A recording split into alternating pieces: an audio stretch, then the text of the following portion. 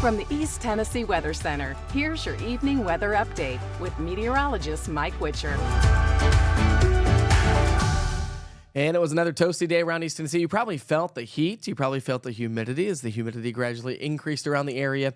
And as I mentioned, it was a little bit warmer today, which was anticipated. But from here on out, we're going to see those temperatures come on down, increasing clouds, and the chance or opportunity for some rain showers thanks to Category 2 Hurricane Francine that made landfall earlier this evening. We'll talk much more about that here in a moment.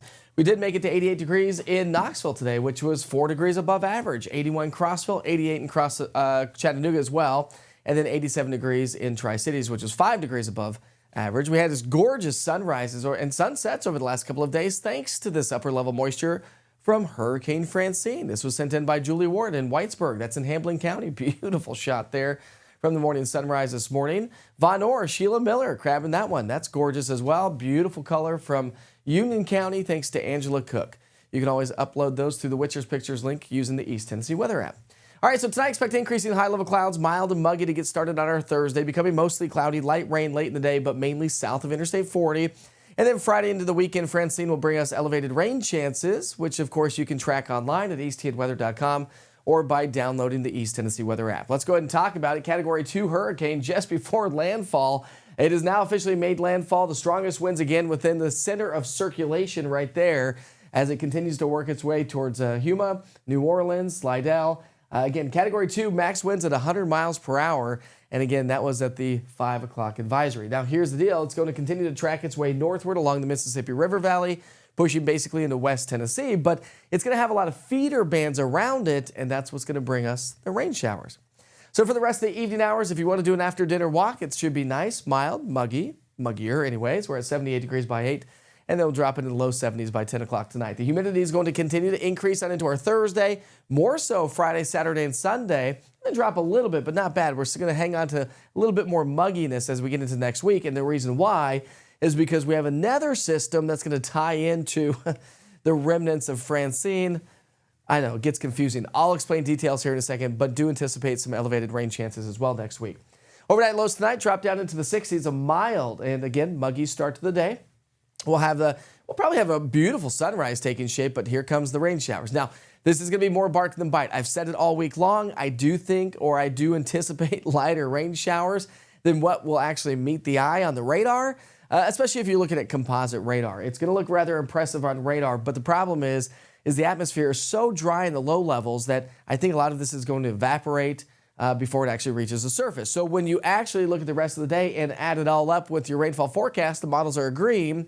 Light rain, basically Interstate 40 south due to that dry air. We have to overcome that dry air, which is possible in some locations, which means you could have a couple of good solid downpours, so something to kind of keep in mind. Grab the umbrellas, especially south of Interstate 40 on Thursday. Thursday high temperatures because of the clouds and the rain. Well, we're going to cool down into the upper 70s to low 80s, so we're going to be trending a little bit below average.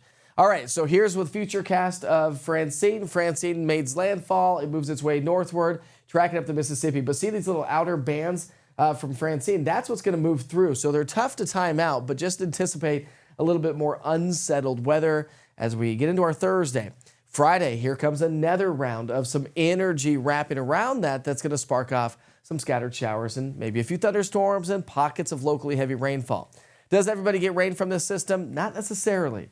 Probably going to have some downsloping winds across upper East Tennessee, which will shut down the rain. Plus, those feeder bands are going to be more likely across the southern mountains, plateau, and the southern valley, but lifting off to the north. So we will have those elevated rain chances Friday, Saturday. We'll fade those away as we get into the weekend. By the way, we're talking about that football forecast coming up here in just a few minutes for anybody heading off to the game at Neyland Stadium. All right, so as I mentioned, let's pick up our timeline Friday night. Here is the energy. We're in the middle levels of the atmosphere right now, but here's the energy from Francine.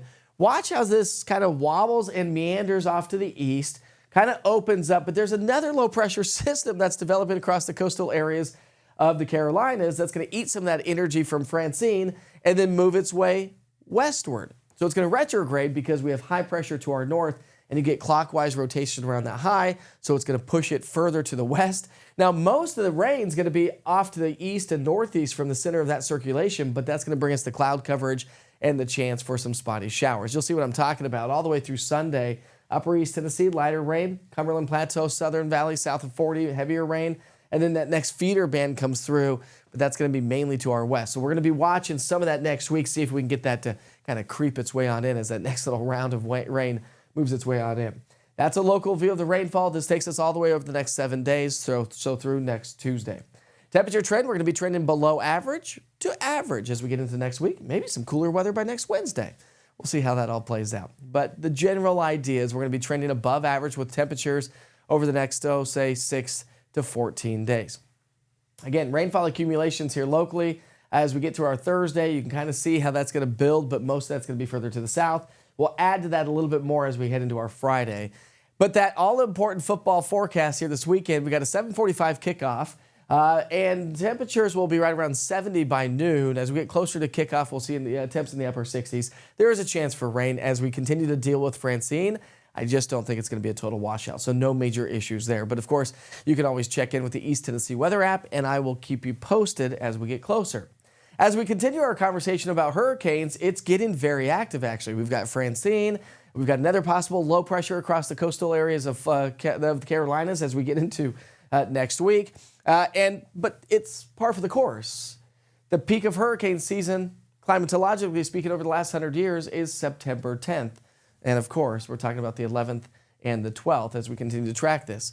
So we've got Francine in the Gulf of Mexico. We've got that disturbance that may form by the end of the weekend and next week across the coastal areas that have about a less than 40% chance of becoming our next named storms. 2 disturbances outside of the Lesser Antilles near Dominica and working its way towards the British Virgin Islands. And then we've got Tropical Depression 7 that could become a hurricane as it works its way through the Atlantic Ocean. So again, we are at peak hurricane season. As I mentioned, you can track all the tropics with the East Tennessee Weather app if you're interested in that. All the information is right there using the interactive radar, the cogwheel on the top right-hand side. There's overlays that you can add. So it's a really great thing to have there. And, of course, your daily forecast weather updates right here in East Tennessee.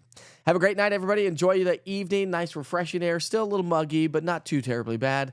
Not like what it's going to be as we get into the weekend. Mild and muggy with spotty showers. See you back here for Wake Up with Witcher. It starts at 7 o'clock in the morning, Monday through Friday. And, of course, I'll keep you posted on social media. See you soon.